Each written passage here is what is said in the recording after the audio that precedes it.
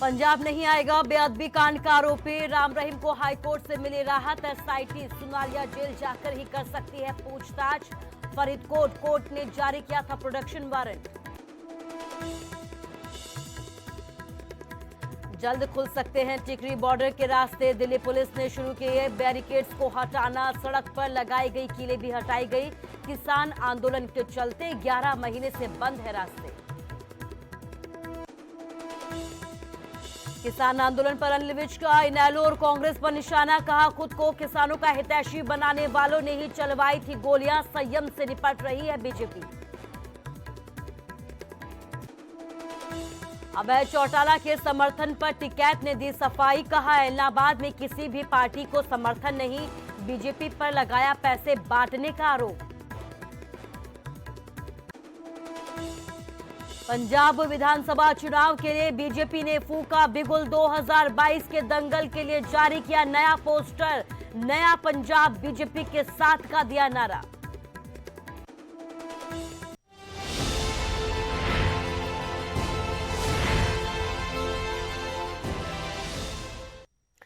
नमस्कार, स्वागत है आपका न्यूज 18 पंजाब हरियाणा हिमाचल में और मैं हूं आपके साथ कुसुम रावत। बुलेटिन का आगाज राम रहीम की एक बड़ी खबर के साथ करेंगे। राम रहीम को हाईकोर्ट से एक बड़ी राहत मिली है।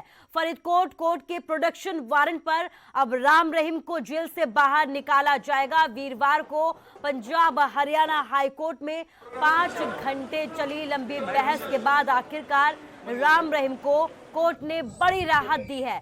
कोर्ट ने कहा कि बेअदबी मामले में एसआईटी सुनालिया जेल जाकर ही पूछताछ कर सकती है या फिर वीडियो कॉन्फ्रेंसिंग के जरिए पूछताछ की जा सकती है। इसके अलावा राम रहीम ने इसी मामले में अग्रिम जमानत याचिका भी दाखिल की है, जिस पर हाईकोर्ट ने नोटिस जारी किया है। हालांकि तकनीकी तौर पर राम रहीम पहले से ही जेल में है और एसआईटी अब सुनालिया जेल में जाकर ही पूछताछ करेगी, तो अग्रिम जमानत का भी कोई मतलब नहीं रहेगा। गुरमीत, राम रहीम को पंजाब हरियाणा हाई कोर्ट से राहत मिली है। जो प्रोडक्शन वारंट इशू किया था फरीदकोट जिला अदालत ने, उस पर हाई कोर्ट ने कहा है कि आप रोहतक जाकर ही पूछताछ करें। हमारे साथ उनकी वकील कनिका आहूजा मौजूद हैं। कनिका जी, एग्जैक्ट कोर्ट ने क्या कहा है, क्योंकि प्रोडक्शन वारंट इशू हुआ था फरीदकोट लाने के लिए? देखिए, प्रोडक्शन वारंट कल तक के लिए था कि कल इनको रोहतक जेल से ले जाके फरीदकोट कोर्ट में ले जाना था, जिसको कोर्ट ने अब कहा है कि आप इसको फरीदकोट नहीं लेकर जाएंगे। आपको जो इन्वेस्टिगेशन या इंटेरोगेशन करनी है, आपकी टीम जा सकती है रोहतक जेल में और वहां जाके इंटेरोगेशन कर सकती है। अंदर कोर्ट में काफी बहस चली 5-6 घंटे की। पहले वीसी से फिर फिजिकल हियरिंग हुई। सिक्योरिटी कंसर्न भी था और उनका कोई बीमारी भी बताई गई कि वो उनका ट्रीटमेंट चल रहा है, लेकिन सरकार के एडवोकेट जनरल भी लगातार मांग कर रहे थे कि उनको फरीदकोट लाया जाए। देखिए, उनकी ये थी, बिकॉज वो क्लियर ही शब्दों में बोल रहे हैं, जो उनकी एसआईटी के एप्लीकेशन में भी है, कि हमें उनको अरेस्ट करना है और अरेस्ट करने के लिए ही वो कर रहे थे। लेकिन कोर्ट ने उनकी बात नहीं, कोर्ट ने उनको कहा कि जब वो पहले से ही कस्टडी में है तो अरेस्ट की कोई आवश्यकता नहीं है, आप इंटेरोगेशन कर सकते हैं जाके। तो ये थी उनकी वकील और फिलहाल हाईकोर्ट से राहत है। एसआईटी को बोला गया है कि अगर आपने इन्वेस्टिगेशन करनी है तो फरीदकोट का जो प्रोडक्शन वारंट है, यानी कि जो एसआईटी की टीम है, वो रोहतक की सुनालिया जेल में जाकर ही पूछताछ करेगी। वीडियो जर्नलिस्ट राजेंद्र के साथ उमेश शर्मा, न्यूज 18 चंडीगढ़। बीते 11 महीने से बंद हरियाणा दिल्ली की सीमा पर टिकरी बॉर्डर के रास्ते अब जल्द ही खोले जा सकते हैं। टिकरी बॉर्डर पर चल रहे आंदोलन और प्रदर्शनकारियों को रोकने के लिए सड़क पर लगाई गई कीलें भी हटाई जा रही हैं और सीमेंट के बैरिकेड्स भी यहां पर जो किए गए थे वो हटाए जा रहे हैं, जिससे उम्मीद है कि दिल्ली रोहतक मार्ग खुलने से रोजमर्रा के आवागमन में जो हो रही परेशानियां हैं, अब उनसे निजात मिल पाएगी। गौरतलब है कि दिल्ली हरियाणा को आपस में जोड़ने वाले प्रमुख मार्गों पर किसानों ने 11 महीने से डेरा डाला हुआ है, जिसकी वजह से रास्ते बंद हो चुके हैं। रास्ता बंद होने की वजह से जो आसपास के उद्योगपति हैं, रिहायशी लोगों रिहाइश पर जो पड़ने वाले असर के मद्देनजर ही ये मामला सुप्रीम कोर्ट तक पहुंचा और अब यहां से जो रास्ते बंद किए गए थे उन्हें खोलने की कवायद शुरू हो गई है।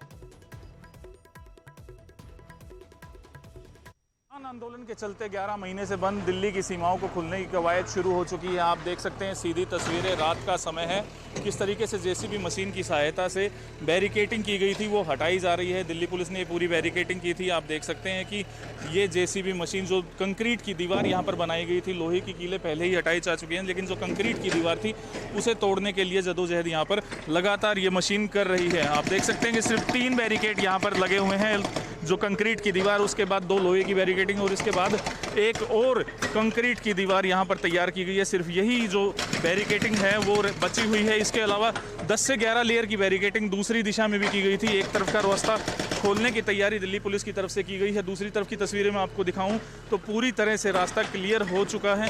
सीधी तस्वीरें आप देख रहे हैं, आप भी देख सकते हैं, अनुमान लगा सकते हैं कि पिछले 11 महीने से किस तरीके से ये सड़क पूरी तरह से बंद थी। यहाँ पर जो ट्रोले हैं उनके जो बैक साइड लगा होता है वो लगाया गया था, कंक्रीट के भारी भारी पत्थर यहाँ पर रख दिए गए थे कि ताकि किसान देश की राजधानी दिल्ली की सीमा में एंटर ना कर सके। लेकिन बहादुरगढ़ के उद्योगपतियों ने हाईकोर्ट और सुप्रीम कोर्ट में एक याचिका दायर की थी। इतना ही नहीं, मानवाधिकार आयोग में भी दरवाज़ा खटखटाया था, जिसके बाद दिल्ली पुलिस को पार्टी बनाया गया था ताकि लोगों को ये बताया जा सके कि जो आंदोलनकारी हैं, जो किसान हैं, उन्होंने कोई रास्ता बंद नहीं कर रखा है। लेकिन दिल्ली पुलिस ने ये रास्ता पूरी तरह से ब्लॉक कर रखा था। अब इसी रास्ते को खोलने की तैयारी दिल्ली पुलिस की ओर से की जा रही है। ऐसे में लोगों को काफ़ी सहूलियत हो सकती है, क्योंकि पिछले 11 महीने से लोग जो कच्चे पक्के रास्ते बंद थे उनकी वजह से घूमकर काफ़ी जाना पड़ रहा था। देश की राजधानी से हरियाणा का जो जुड़ाव था वो बिल्कुल कटा हुआ था। रास्ता नहीं होने की वजह से लोग परेशान थे, लेकिन अब ये रास्ता खुलेगा तो लोगों को सहूलियत होगी। Pradeep Dhankhar, news 18 Haryana, Tikri border.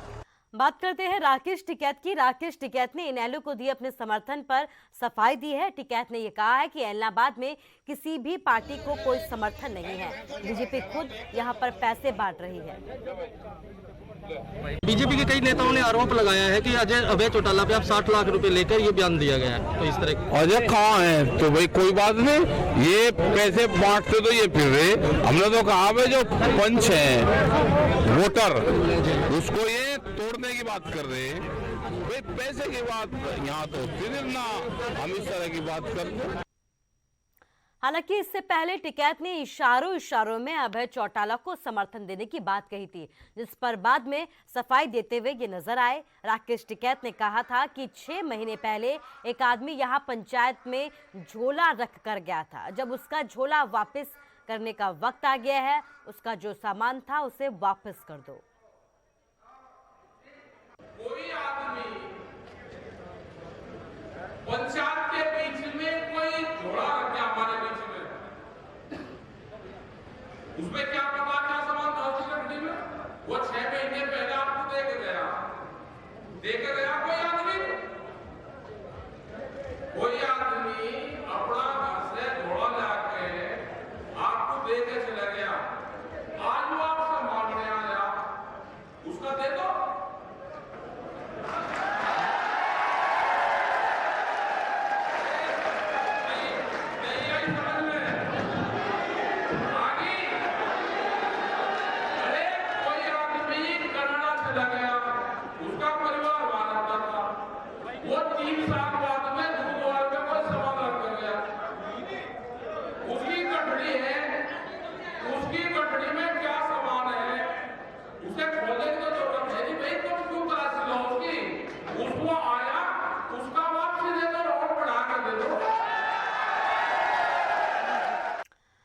तो राकेश टिकैत किसान नेता हैं और पहले अभय चौटाला के समर्थन की बात कही और बाद में अपनी सफाई भी दी है। वहीं राकेश टिकैत के इलाहाबाद दौरे पर इनेलो नेता दिग्विजय सिंह ने सवाल खड़े किए हैं। किसान मोर्चा का एजेंडा क्या था दिल्ली में बैठे लोगों का, और आज कहां पहुंच गए? तो इससे इनका अल्टीमेट इंटेंशन क्या है, ये कहां जाना चाहते हैं, अगर अब भी आप नहीं समझोगे, हरियाणा प्रदेश की जनता नहीं समझेगी, तो मुझे बड़ी हैरानी है। भाई अपील के असर वाले जो लोग हैं वो तो इनके साथ पहले ही हैं। जो अपील का असर करके या जो इस तरह के बहकावे में आने वाले, वो तो उसी के बलबूते पे तो ये इस्तीफा दिया था। असर नहीं होगा। जो समझदार है वो इनके एक्सपोज होने के बाद हम उनसे दूर हो जाएंगे। किसान आंदोलन को लेकर गृह मंत्री अनिल विज ने बड़ा बयान दिया है। विज ने कहा कि कांग्रेस या इनेलो की सरकार होती तो अब तक कई बार गोलियां चल चुकी होती। किसानों के लिए जितना हरियाणा सरकार और पीएम मोदी ने किया है उतना किसी ने नहीं किया। विज की माने तो कुछ नकली नेता किसान के भेष में शोर मचा रहे हैं, लेकिन जनता जनार्दन सब समझ चुकी है। इस्लामाबाद में भारतीय जनता पार्टी शर्तीय चुनाव जीतेगी। बाकी जो पार्टियां मुकाबले में हैं और जो अपने आप को किसानों का हितैषी बताती हैं, उन्होंने अपने अपने समय में किसानों पर गोलियां चलाई हुई हैं। हम 11 महीने से किसानों के आंदोलन के साथ निपट रहे हैं, संयम से निपट रहे हैं। अगर इन पार्टियों की सरकार होती, कांग्रेस की या इनेलो की होती, तो अब तक कई बार गोली चल चुकी होती है। और अब खबर फरीदाबाद से है, जहां पर एक प्रेमिका ने प्रेमी की पेट्रोल जलाकर हत्या कर दी है। मामला 10 दिन पुराना है। पुलिस को 10 दिन पहले एक अधजली लाश मिली थी, जिसके बाद पुलिस ने तफ्तीश शुरू की तो शव बल्लभगढ़ के रहने वाले पवन का निकला। जब जांच की गई तो पवन की महिला मित्र की तरफ शक की सुई घूम गई। पुलिस ने जब महिला मित्र से पूछताछ की तो पता चला कि महिला फरीदाबाद की एक कंपनी में नौकरी करती है। उसके पति की 2018 में मौत हो गई थी। पवन और आरोपी महिला दोनों बल्लभगढ़ में लिव इन रिलेशनशिप में रहने लगे थे। महिला ने पूछताछ के दौरान बताया कि पवन उसकी 13 साल की नाबालिग बेटी पर गलत नजर रखता था और इस बात से नाराज होकर उसने उसकी हत्या कर दी।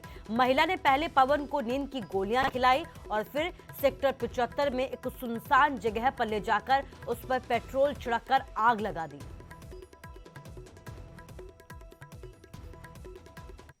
युवक है जो बाद में अभी हमारी तफ्तीश में आया है कि बल्लभगढ़ का रहने वाला है। उसके भाई ने मिसिंग की कंप्लेंट दी हुई थी। उस पर कार्रवाई करते हुए क्राइम ब्रांच 65 प्रभारी इंस्पेक्टर रविंद्र और इंस्पेक्टर सतीश थाना शहर बल्लभगढ़ प्रबंधक ने कार्रवाई करते हुए एक महिला तक हमें पहुँचे हैं, सुराग लगे थे हमें, जिस महिला को अभी काबू किया गया है। पूछताछ जारी है, अभी जल्द गिरफ्तार कर। और अब खबर मेवात से है, जहां पाकिस्तान जिंदाबाद कहने वाले युवक को पुलिस ने गिरफ्तार किया है। सुल्तानपुर गांव के इस युवक ने भारत पाकिस्तान के मैच के दौरान भद्दी गालियां दी और पाकिस्तान जिंदाबाद के नारे लगाए, जिसके बाद इस युवक के खिलाफ पिनगवा पुलिस ने मामला दर्ज किया और इरशाद उर्फ सद्दाम को गिरफ्तार कर सलाखों के पीछे भेज दिया। जो उस मैच के अंदर पाकिस्तान की जीत हुई थी, पाकिस्तान की जीत होने के बाद 26/10/2021 को पिनंगवा थाने के एरिया में एक सद्दाम नाम का व्यक्ति था जिसने वीडियो वायरल कर दी थी, जिसने बताया कि पाकिस्तान जिंदाबाद और हिंदुस्तान के बारे में अभद्र भाषा का प्रयोग किया था। जिस संबंध में हमने तुरंत वीडियो वायरल होते ही मुकदमा दर्ज कर लिया था और अपने तरीके से टेक्निकल तरीके से सर्विलेंस लगाकर और उसका पता लगाकर उसको कल गिरफ्तार कर लिया है। और अब बात करते हैं सब इंस्पेक्टर की भर्ती परीक्षा की, जो एक बार फिर से सवालों के घेरे में आ गई है। अब रिजल्ट को लेकर हंगामा शुरू हो गया है। भिवानी में सड़कों पर उतरे परीक्षार्थियों ने सरकार पर तानाशाही का आरोप लगाया। जमकर यहां पर नारेबाजी की गई, प्रदर्शन किया गया। भिवानी की तस्वीरें आपको दिखा रहे हैं, जहां पर सब इंस्पेक्टर भर्ती की परीक्षा को लेकर एक बार फिर से सवाल उठने शुरू हो गए हैं। परीक्षार्थियों की तरफ से ये सवाल उठाए गए हैं और अब रिजल्ट को लेकर यहाँ पर सवाल उठाए गए हैं, हंगामा किया गया है, प्रदर्शन किया गया है, नारेबाजी की गई है। भिवानी की सड़कों पर आप देख सकते हैं कि परीक्षार्थी उतरे और सरकार के खिलाफ यहाँ पर जोरदार तरीके से परीक्षार्थियों की तरफ से प्रदर्शन किया गया। और न सिर्फ प्रदर्शन किया गया बल्कि सरकार पर यहाँ पर इन्होंने तानाशाही के आरोप लगाए, सरकार पर यहाँ पर इन्होंने मनमानी के आरोप लगाए। कई तरीके के आरोपों के साथ ये बच्चे यहाँ पर सड़कों पर उतरे और एक बार फिर से सब इंस्पेक्टर की भर्ती परीक्षा को लेकर इन्होंने यहाँ पर सवाल किए। इसके साथ ही तानाशाही के आरोप लगाए और अब जो रिजल्ट है उसे लेकर ये आरोप लगा रहे हैं, मनमानी के आरोप लगा रहे हैं। इनका कहना है कि सरकार मनमानी कर रही है, इनके भविष्य के साथ खिलवाड़ किया जा रहा है। नॉर्मलाइजेशन बंद करो। जो 18 को एग्जाम हुआ वो इतना इजी था, जो 19 को मुश्किल था, उसमें से भी कई बच्चों का सिलेक्शन नहीं हुआ और हम रिजल्ट से बिल्कुल सहमत नहीं है। एसआई का एग्जाम दोबारा लिया जाए। हमारी सबकी जो डिमांड है वो आप सबके सामने रखना चाहते हैं कि थोड़े दिन पहले भोपाल सिंह खदरी जी ने बयान दिया था कि रिवाइज आंसर की हम नहीं डालेंगे क्योंकि बच्चे कोर्ट में केस कर देंगे। तो भोपाल सिंह खदरी जी को अपनी न्यायपालिका पे ही भरोसा नहीं है। अगर जिस बच्चे के कट ऑफ से कम नंबर है उसका केस एक्सेप्ट कैसे कर लेगी न्यायपालिका। और जो दूसरी बात वो ये है कि नॉर्मलाइजेशन का कोई आधार नहीं है। अब कई ऐसी मेरी बहनें बैठी हुई हैं जिनके 54 क्वेश्चन सही हैं, जिनका फिजिकल आया हुआ है, और 64 क्वेश्चन जिस बहन के ठीक है उसका फिजिकल आया हुआ नहीं है। तो ये तानाशाही बंद करो, ये हम स्वीकार नहीं करेंगे। खबर करनाल से है। करनाल में पुलिस ने एक युवक का घर आते समय 13,500 का चालान काट दिया, जिसके बाद उस लड़के ने घर जाकर जहर खा लिया और इलाज के दौरान उसकी मौत हो गई। लड़के का एक वीडियो मरने से पहले का है जिसमें वो बता रहा है क्या कुछ हुआ, जिसमें वो पुलिस पर मारपीट और गाली गलौज का आरोप भी लगा रहा है। और अब खबर ये है कि लड़के ने जहर खाकर सुसाइड कर लिया। करनाल का ये पूरा मामला है जहां पर पुलिस ने उसका 13,500 का चालान काटा था, जिसके बाद लड़के ने सुसाइड कर लिया, जहर खा लिया। लेकिन उससे पहले के वीडियो भी बनाया गया। इलाज के दौरान उसकी मौत हो गई। लड़के का जो वीडियो सामने है उसमें उसने पुलिस पर मारपीट और गाली गलौज करने के आरोप लगाए हैं। हम क्या करेंगे जो हमारे छोटे छोटे बच्चों के लात गाटर मार पिटाई करा उनके साथ हम क्या करेंगे। मन तो इंसाफ चाहिए। हमने भी उस पुलिस वाले के साथ वो करना जो हमारे साथ हो रहा है। उनका चालान काट दिया 13,500 रुपए का। कोई दिक्कत नहीं है हमारे को। मोटरसाइकिल बॉन्ड कर दिया, हमें कोई दिक्कत नहीं, कोई आपत्ति नहीं है। उसको पीटा गिर गए यहाँ 3 पुलिस वालों ने, दया घुसन दया लात। ठीक है, कोई बात नहीं। लड़का का डिप्रेशन में, बिल्कुल सीधा साधा बोला लड़का था, किसी फालतू मतलब नहीं पूरे मोहल्ले में। घर जाके उसने सलबास खा लिया। ठीक है, जब हम घर पहुंचे तो पूरे घर में सल्फास की स्मेल उठी पड़ी थी। पूरे घर में सल्फास की स्मेल उठी पड़ी थी। हम उसे हॉस्पिटलों में लेके ठाके, हॉस्पिटल ने जवाब दे दिया। उन्होंने कहा कल्पना चावला में ले जाओ। हम कल्पना चावला में ले गए, कल्पना चावला ने जवाब दे दिया। फिर हम यहाँ लेके आए, वो रास्ते में डेड हो गया। मोहित है जो ये पहले कल्पना चावला में गए थे, तो अभी जो शुरुआती पूछताछ में पता लगा है कि इन्होंने अपना जहर वगैरह खाया। खबर पंचकुला से है। पंचकुला सेक्टर 27 में हाउसिंग सोसाइटी नंबर 4 में कुछ दबंगों ने सिक्योरिटी गार्ड पर हमला कर दिया और उसे घायल कर दिया। आरोपियों ने सुरक्षा कर्मी को डंडों से पीटा। घटना का एक वीडियो भी अब सामने आया है। इस हमले में युवक गार्ड को डंडे से पीट रहे हैं और युवक के हाथ में बंदूक पकड़े भी यहाँ पर लगातार आप देख सकते हैं कि नजर आ रहे हैं। जानकारी जो सामने आई है उसमें युवकों का सिक्योरिटी गार्ड के साथ कार पार्किंग को लेकर विवाद हो गया था। गार्ड ने युवकों को पार्क की नई गाड़ी को हटाने के लिए कहा, जिसके बाद गुस्साए दबंगों ने गार्ड को पीटना शुरू कर दिया। ਗੱਡੀ ਲਾਣ ਪਿੱਛੇ ਮੇਰੇ ਨਾਲ ਬਹੁਤ ਜ਼ਿਆਦਾ ਅਟੈਕ ਕੀਤਾ। ਗਨ ਤੱਕ ਮੈਨੂੰ ਦਿਖਾਈ ਗਈ ਔਰ ਗਨ ਦਾ ਫਾਇਰ ਤਾਂ ਨਹੀਂ ਕਰਿਆ ਤਾਂ ਡੰਡੇ ਨਾਲ ਮੇਰੇ ਤੇ ਅਟੈਕ ਕੀਤਾ। ਤਾਂ ਇੰਨੀ ਗੱਲ ਹੋਈ। ਸਿਰਫ ਗੱਡੀ ਲਾਣ ਪਿੱਛੇ ਉਹਨਾਂ ਨੇ 304 ਨੰਬਰ ਫਲੈਟ 'ਚ ਰਹਿ ਰਹੇ ਆ ਉਹ, ਤਾਂ ਆਪਣਾ ਫਲੈਟ ਖਾਲੀ ਕਰਕੇ ਉਹ ਕਿੱਥੇ ਰੈਂਟ ਤੇ ਰਹਿੰਦੇ ਆ। ਪਹਿਲਾਂ ਰੈਂਟ ਤੇ ਰਹਿ ਰਹੇ ਸੀਗੇ, ਰੈਂਟ ਤੇ ਖਾਲੀ ਕਰਦੇ ਹੋਏ ਗੱਡੀ 'ਚ ਸਮਾਨ ਲੋਡ ਕਰ ਰਹੇ ਸੀ। ਉਹ ਗੱਡੀ ਲਾਣੀ ਸੀ, ਉਹ ਖਾਲੀ ਜਗ੍ਹਾ ਉਹ ਕਹਿ ਰਹੇ ਸੀ ਕਿ ਖਾਲੀ ਜਗ੍ਹਾ ਚਾਹੀਦੀ ਸਾਨੂੰ। ਉੱਥੇ ਕਿੱਥੇ ਗੱਡੀ ਹੋਰ ਲੱਗੀ ਹੋਈ ਸੀ। ਉਹ ਇੰਨੀ ਗੱਲ ਪਿੱਛੇ ਉਹ ਗੱਡੀ ਕਿਉਂ ਲੱਗੀ ਹੋਈ, ਇਹਨੂੰ ਹਟਾਓ ਜੀ। ਇਹਨੇ ਬਿਨਾਂ ਗੱਲ ਤੋਂ ਹੀ ਮੇਰੇ ਨਾਲ ਗੱਲ ਕੁਝ भी नहीं है और बिना ਗੱਲ ਤੋਂ ही मेरे ਨਾਲ इन्हें। और फिलहाल के लिए इस बुलेटिन में बस इतना ही, लेकिन आप लोग अपना ख्याल रखिए। नमस्कार।